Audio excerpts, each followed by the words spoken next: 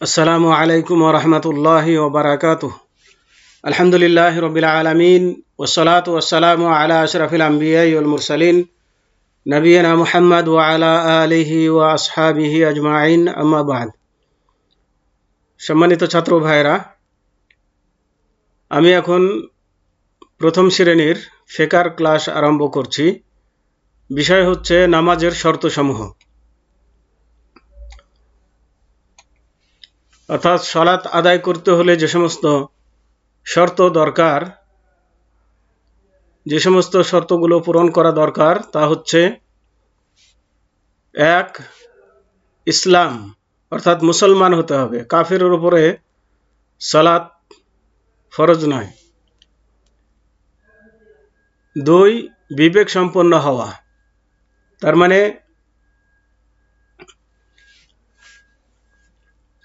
তার জ্ঞান থাকতে হবে, পাগলের উপরে সালাত ফরজ নয়। 3. বালেগ, অর্থাৎ প্রাপ্তবয়স্ক হওয়া, তার মানে সাবালক হওয়া, যাদের মোজ, বগলের চুল, নাভির নিচের চুল গজিয়েছে বা স্বপ্নদোষ হয়, এমন ব্যক্তির উপরে সালাত ফরজ। এর আগে ফরজ নয়, এর আগে পড়লে সওয়াব পাবে কিন্তু ফরজ হিসাবে নয়। বালেগ হওয়ার পরেই তার উপরে সালাত ফরজ হয়। 4. সময় প্রবিষ্ট হওয়া, তার মানে সালাতের ওয়াক্ত আসা, ওয়াক্ত হওয়ার আগে সালাত আদায় করা যাবে না, আদায় করলে সালাত শুদ্ধ হবে না। এই জন্য খেয়াল রাখতে হবে সময়ের প্রতি। সময় হলেই তারপরে সালাত আদায় করবে, তাড়াহুড়া যেন না করে।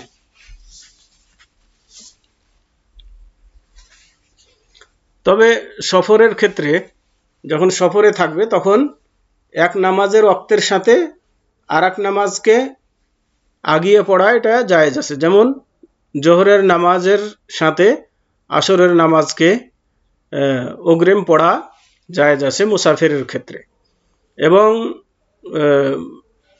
এটাকে পিছানো জায়েজ আছে মুসাফিরের ক্ষেত্রে। যেমন আসরের নামাজের সাথে জোহরকে একত্রিত করে পড়া এবং মাগরিবের সাথে এশাকে, এশার সাথে মাগরিবকে একত্রিত করে পড়া, এটি জায়েজ আছে। তো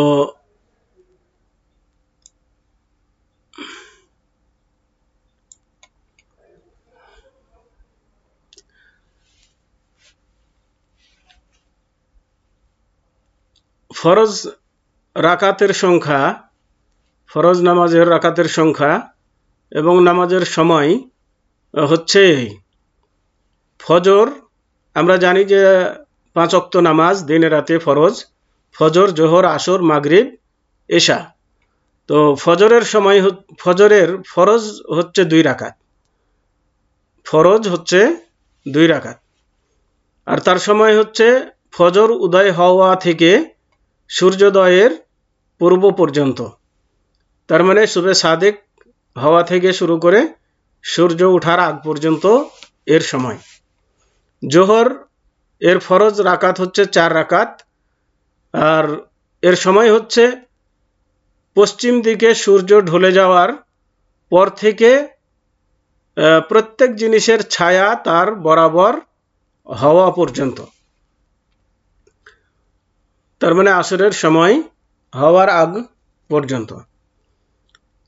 আর আসরের নামাজ হচ্ছে 4 রাকাত ফরজ, আসরের সময় থেকে সূর্যাস্ত পর্যন্ত এর সময়। তার মানে প্রত্যেক ব্যক্তির বা প্রত্যেক জিনিসের তার সমপরিমাণ যখন ছায়া হয়ে যাবে তখন আসরের সময় হয়ে যায়। এরপর থেকে নিয়ে সূর্যাস্ত পর্যন্ত হচ্ছে আসরের সময়। মাগরিবের ফরজ হচ্ছে 3 রাকাত, আর এর সময় হচ্ছে সূর্যাস্ত থেকে শাফাক, অর্থাৎ পশ্চিম গগনে দৃশ্যমান লালাকার বা রক্তিম আভা অদৃশ্য হওয়া পর্যন্ত। তাহলে মাগরিবের সময় হচ্ছে সূর্য ডুবার পর থেকে পশ্চিম আকাশে যে লাল হয়ে থাকে, এই লালটা যখন চলে যাবে তখন এর সময় শেষ হয়ে যাবে, মাগরিবের সময়, তখন এশারের সময় প্রবেশ করবে। লালিমা যে পশ্চিম আকাশে যে লাল বর্ণ হয়ে থাকে, এই লাল বর্ণটা যখন নিভে যাবে, বন্ধ হয়ে যাবে বা মুছে যাবে, তখন এই মাগরিবের সময় শেষ হয়ে যাবে, এশারের সময় শুরু হয়ে যাবে। এশার ফরজ হচ্ছে 4 রাকাত, আর এর সময় হচ্ছে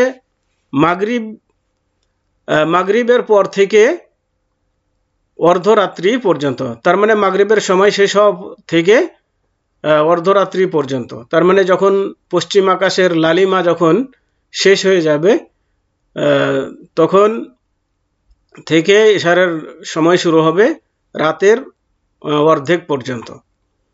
এটা হচ্ছে নামাজের রাকাত সংখ্যা এবং সময় সম্পর্কে আমরা জানলাম। এবার আসুন 5, লজ্জাস্থান ঢাকা।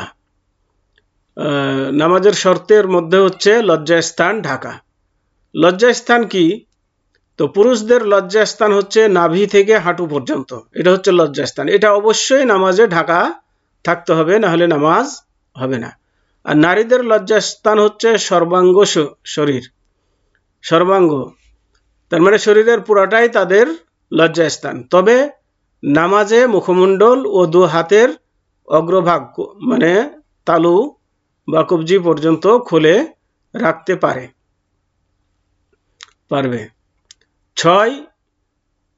6 নম্বর শর্ত হচ্ছে ছোট হাদাস, যা ওযু ওয়াজিব করে, যেমন পেশাব পায়খানা, বায়ু সরা, এগুলো।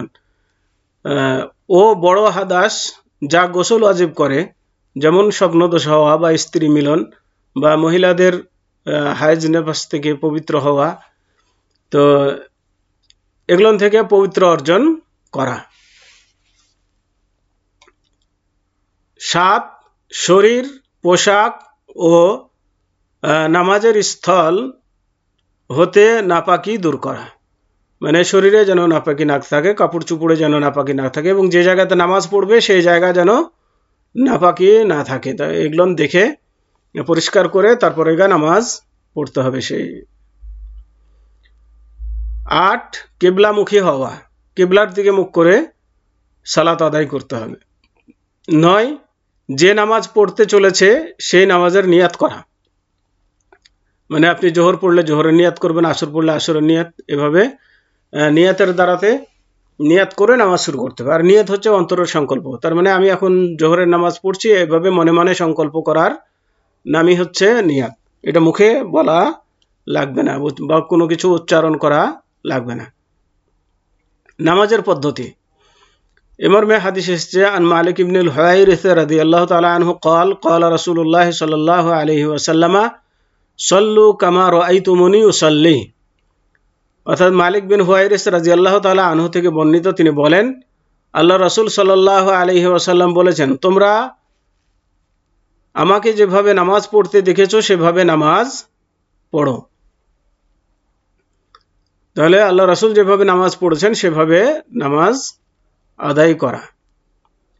সহিহ বুখারী হাদিস নম্বর 631 এর অংশ বিশেষ।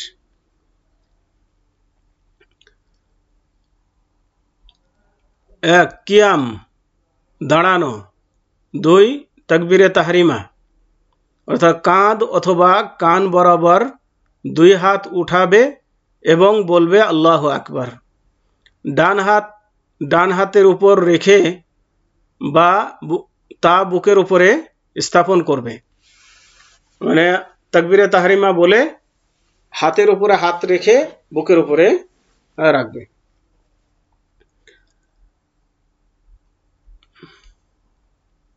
অতঃপর দোয়ায়ে ইস্তেফতা, অর্থাৎ নামাজ শুরু করার দোয়া বলবে। যেমন অনেকগুলো দোয়া আছে, তার মধ্যে একটি হচ্ছে সুবহানাকা আল্লাহুম্মা ওয়া বিহামদিকা ওয়া তাবারাকা ইসমুকা ওয়া তাআলা জাদ্দুকা ওয়া লা ইলাহা গায়রুকা। এটা ছোট দোয়া, এছাড়া আরো বড় বড় দোয়া আছে, যে কোনো দোয়া মুখস্থ করে নেবেন নামাজ শুরু করার জন্য। অর্থ, হে আল্লাহ, আমি তোমার প্রশংসা সহ তোমার পবিত্রতা বর্ণনা করছি। তোমার নাম অনন্ত কল্যাণে বিভূষিত, তোমার মহত্ব অতি উচ্চ, আর তুমি ব্যতীত সত্যিকার কোনো মাবুদ নেই।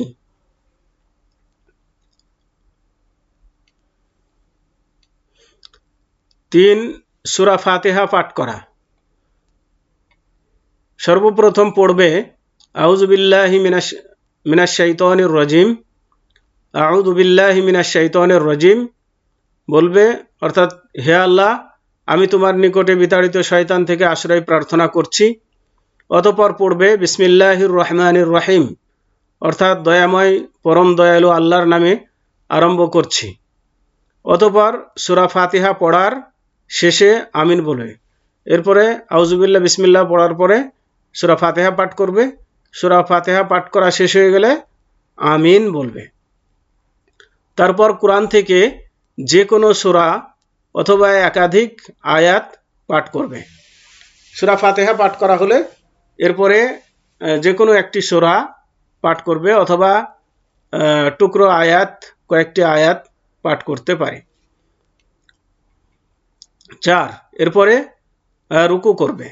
2 হাত কাঁধ অথবা কান বরাবর উঠিয়ে আল্লাহু আকবার বলবে। অতঃপর রুকুতে 3 বার পড়বে, আল্লাহু আকবার বলে রুকুতে যাবে। আর আল্লাহু আকবার বলার সময় 2 হাত কাঁধ অথবা কান বরাবর উঠাতে হবে, উঠিয়ে তারপরে রুকুতে যাবে।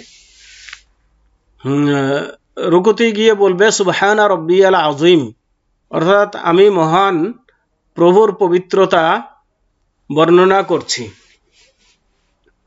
5 রুকু থেকে উঠা। এরপরে রুকু হয়ে গেলে রুকু থেকে উঠবে। রুকু থেকে ওঠার সময় হাত দ্বয় কাঁধ অথবা কান বরাবর উঠাবে।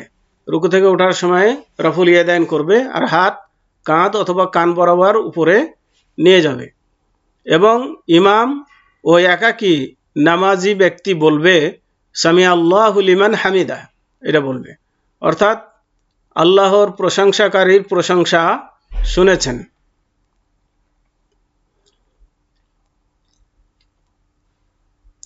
অতঃপর সবাই বলবে রব্বানা লাকাল হামদ, অর্থাৎ হে আমাদের প্রভু, সকল প্রশংসা তোমারই জন্য, এটা বলবে। 6 সিজদা। যখন সিজদার জন্য উদ্যত হবে তখন আল্লাহু আকবার বলবে। সিজদার জন্য যখন করবে, সিজদায় যাবে, তখন আল্লাহু আকবার বলে সিজদায় যাবে। অতঃপর সিজদায় 3 বার পড়বে সুবহানা রাব্বিয়াল আ'লা, অর্থাৎ আমি আমার মহান প্রভুর পবিত্রতা বর্ণনা করছি। সিজদা শরীরের 7টি অঙ্গের উপরে হবে। কপাল, নাক এই দুটো মিলে একটা। হাত দ্বয় মানে 2 হাতের পাতা, তারপরে হাঁটু দ্বয় 2 হাঁটু, এবং পা দ্বয়ের অগ্রভাগ অর্থাৎ আঙ্গুলগুলো মাটির সাথে লেগে থাকবে। এই 7টা অঙ্গ যেন মাটির সাথে লাগিয়ে সিজদা করা হয়। এগুলোর কোনো অঙ্গ যদি উঠে থাকে, না থাকে, একটুও যদি না থাকে, তাহলে সিজদা হবে না, নামাজ বাতিল হয়ে যাবে। 7 2 সিজদার মধ্যে বসা, 2 সিজদার মাঝখানে বসা। সিজদা থেকে ওঠার সময় আল্লাহু আকবার বলবে। অতঃপর সিজদাদ্বয়ের মাঝে বসে 3 বার বলবে রব্বিগফিরলি, অর্থাৎ হে আমার প্রভু, আমাকে ক্ষমা করো। তো রব্বিগফিরলি বিভিন্ন দোয়া আছে, এটা একটা দোয়া। আরও দোয়া আছে আল্লাহুম্মা গফিরলি ওয়ারহামনি ওয়াহদিনি ওয়াআফিনি ওয়ারজুকনি, এভাবে বিভিন্নভাবে দোয়া আছে, যেগুলো দোয়া পড়তে পারে। 8 দ্বিতীয় সিজদা। দ্বিতীয় সিজদা, সিজদায় যাওয়ার সময় আল্লাহু আকবার বলবে। অতঃপর সিজদায় 3 বার পড়বে সুবহানা রাব্বিয়াল আ'লা, এটি পড়বে। 9 দ্বিতীয়বার কিয়াম, অর্থাৎ কিয়ামে দাঁড়ানোর সময় আল্লাহু আকবার বলবে। নোট: পূর্বকৃত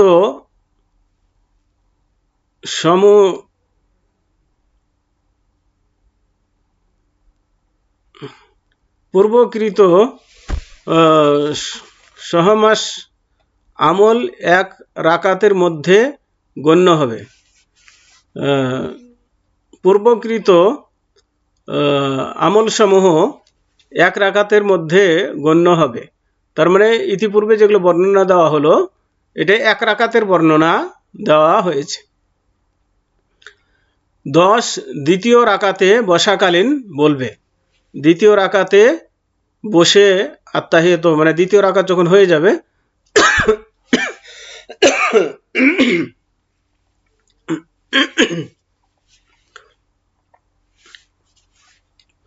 তখন এই দোয়াটি পাঠ করবে।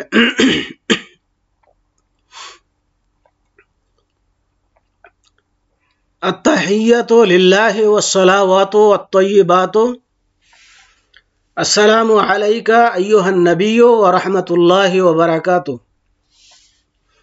আসসালামু আলাইনা ওয়া আলা ইবাদিল্লাহিস সালিহিন আশহাদু আল্লা ইলাহা ইল্লাল্লাহু ওয়া আশহাদু আন্না মুহাম্মাদান আবদুহু ওয়া রাসূলুহু। তো এটা পাঠ করবে তাশাহুদে বসে। যার অর্থ হচ্ছে যাবতীয় মৌখিক, শারীরিক ও আর্থিক ইবাদত সকল প্রকারের বড়ত্ব আল্লাহর জন্য। হে নবী, আপনার উপরে আল্লাহর শান্তি, রহমত ও বরকত বর্ষিত হোক, আর আমাদের উপর এবং আল্লাহর বান্দাদের উপর শান্তি বর্ষিত হোক। আমি সাক্ষ্য দিচ্ছি যে আল্লাহ ছাড়া সত্য কোনো মাবুদ নেই, এবং আরও সাক্ষ্য দিচ্ছি যে মুহাম্মদ সাল্লাল্লাহু আলাইহি ওয়াসাল্লাম আল্লাহর বান্দা ও তাঁর রাসূল। সহিহ বুখারী হাদিস নাম্বার 1202 এবং সহিহ মুসলিম হাদিস নাম্বার 55/402। তবে হাদিসের শব্দগুলো সহিহ বুখারী থেকে নেওয়া হয়েছে। 11 শেষ তাশাহুদ। তার মানে যখন 3 রাকাত বিশিষ্ট নামাজের তৃতীয় রাকাত পড়া হয়ে যাবে, বা 4 রাকাত বিশিষ্ট নামাজের চতুর্থ রাকাত পড়া হয়ে যাবে, তখন তাশাহুদে বসতে হবে। তার মানে শেষে বৈঠক করতে হবে, আর বৈঠকে বসে এই দোয়াগুলো পাঠ করতে হবে।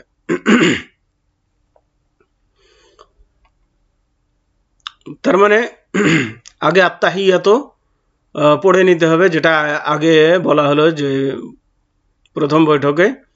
আত্তাহিয়াত পড়ার পরে এই দোয়াগুলো পড়বে, দরুদ শরীফ পড়বে। আল্লাহুম্মা সাল্লি আলা মুহাম্মাদিন ওয়া আলা আলি মুহাম্মাদিন কামা সাল্লাইতা আলা ইব্রাহিমা ওয়া আলা আলি ইব্রাহিমা ইন্নাকা হামিদুম মাজিদ। আল্লাহুম্মা বারিক আলা মুহাম্মাদিন ওয়া আলা আলি মুহাম্মাদিন কামা বারাকতা আলা ইব্রাহিমা ওয়া আলা আলি ইব্রাহিমা ইন্নাকা হামিদুম মাজিদ। অর্থাৎ, হে আল্লাহ, আপনি মুহাম্মদ সাল্লাল্লাহু আলাইহি ওয়াসাল্লামকে ও তার পরিবারবর্গকে এমনভাবে সম্মানিত করুন যেভাবে ইব্রাহিম আলাইহিস সালাম ও তার পরিবারবর্গকে সম্মানিত করেছেন। নিশ্চয় আপনি প্রশংসিত, মহিমান্বিত। হে আল্লাহ, আপনি মুহাম্মদ সাল্লাল্লাহু আলাইহি ওয়াসাল্লামকে ও তার পরিবারবর্গকে যে সম্মান বা মর্যাদা প্রদান করেছেন, সে সম্মান বা মর্যাদা এমনভাবে বলবৎ রাখুন যেমনভাবে ইব্রাহিম আলাইহিস সালাম ও তার পরিবারবর্গের সম্মান বা মর্যাদা বলবৎ রেখেছেন। নিশ্চয় আপনি প্রশংসিত, মহিমান্বিত। অতঃপর নিম্নের দোয়াটি পড়বে।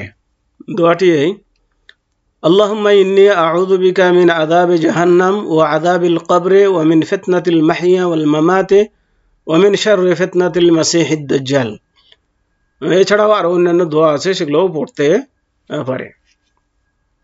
অর্থাৎ, হে আল্লাহ, আমি তোমার কাছে আশ্রয় কামনা করি জাহান্নামের আযাব থেকে, কবরের আযাব থেকে, জীবন ও মৃত্যুর কষ্ট হতে এবং মাসিহিদ দাজ্জালের অমঙ্গল হতে।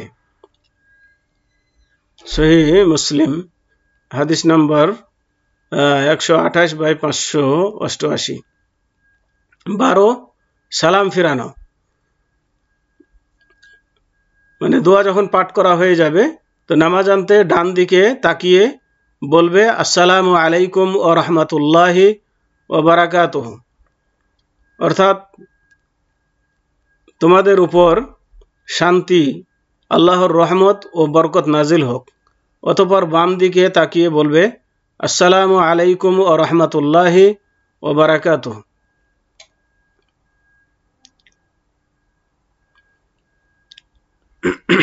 13 এসব কার্যাদি পালনে প্রশান্তি বজায় রাখা,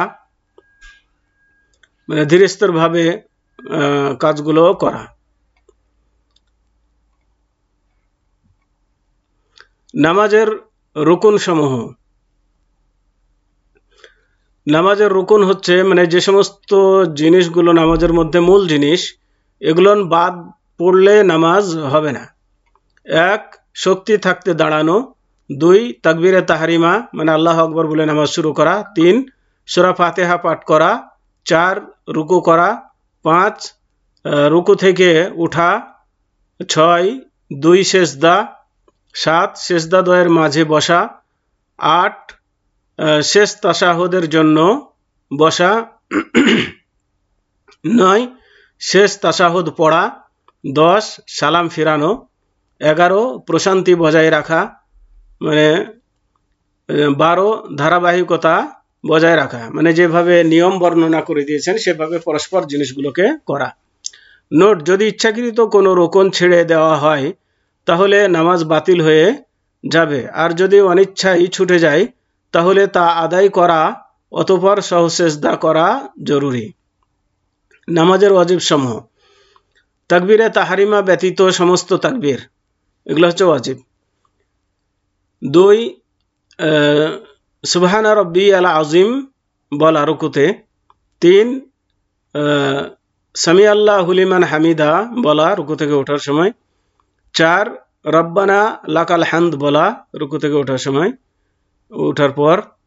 5 সুবহানা রাব্বিয়াল আলা বলা সিজদায়।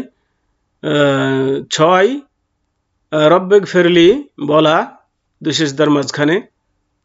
7 প্রথম তাশাহুদের জন্য বসা, তার মানে 2টি তাশাহুদ যে নামাজে আছে সে নামাজে প্রথম তাশাহুদটা হচ্ছে ওয়াজিব।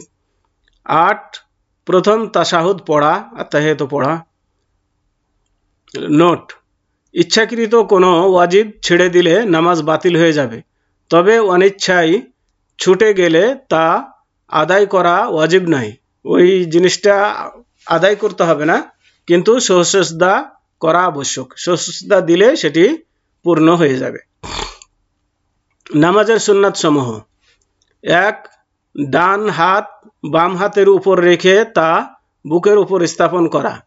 2 দোয়ায়ে ইস্তেফতা পাঠ করা, তার মানে সুবহানাকা আল্লাহুম্মা, এটা বা আল্লাহুম্মা বাঈদ বাইনি। 3 তাকবীরের জন্য হাত দ্বয় উঠানো, তাকবীর বলার সময় হাত রফুল ইয়াদাইন করা। 4 সূরা ফাতিহা পাঠ করার পর অন্য সূরা পাঠ করা, এটা হচ্ছে সুন্নাত। 5 শেষ তাশাহুদের পরে দোয়া করা। 6 তাশাহুদের সময় তর্জনী আঙ্গুল দিয়ে ইশারা করা, মানে আঙ্গুলটা নড়ানো তাশাহুদ পড়ার সময়। 7 জাহরি নামাজে ইমামের উচ্চস্বরে কেরাত করা, যে নামাজগুলোতে উচ্চস্বরে কেরাত করতে হয় ওগুলোতে উচ্চস্বরে কেরাত করা। নামাজ বিনষ্টকারী বস্তুসমূহ। 1 ইচ্ছাকৃত নামাজের কোনো শর্ত বা ওয়াজিব বা রুকন ছেড়ে দেওয়া। 2 ওযু ভেঙে যাওয়া। 3 ইচ্ছাকৃত বাক্যালাপ করা অথবা হাসা। 4 ইচ্ছাকৃত পানাহার করা নামাজের মধ্যে। 5 অত্যাধিক নড়াচড়া করা যা নামাজের অন্তর্ভুক্ত নয়। নামাজের মাকরুহ সমূহ। 1 চক্ষুদ্বয় আকাশের দিকে উঠানো বা বন্ধ করা অথবা চতুর্দিকে তাকানো, এগুলো মাকরুহ। চোখ বন্ধ করে নামাজ পড়া ঠিক নয়। 2 নিষ্প্রয়োজনে নড়াচড়া করা। 3 পেশাব পায়খানা প্রতিরোধ করা। তার মানে পেশাব চেপেছে বা পায়খানা চেপেছে, ওটাকে চেপে রেখেই নামাজ আদায় করছে এবং সেদিকে খেয়াল যাচ্ছে। 4 আকাঙ্ক্ষিত খাবার উপস্থিত অবস্থায় নামাজ পড়া, মানে খাবারের প্রতি একটা চাহিদা রয়েছে এবং খাবারও উপস্থিত হয়ে গেছে, তো খাবার না খেয়ে নামাজ পড়া, এটাও মাকরুহ এর অন্তর্ভুক্ত।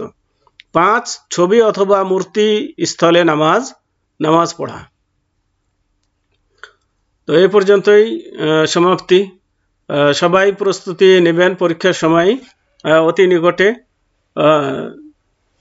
হয় আগামী সপ্তাহে বা তারপরের সপ্তাহে এবং পরীক্ষা নেওয়া হতে পারে।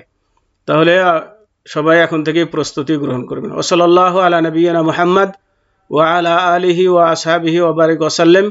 আসসালামু আলাইকুম ওয়া রাহমাতুল্লাহি ওয়া বারাকাতুহু।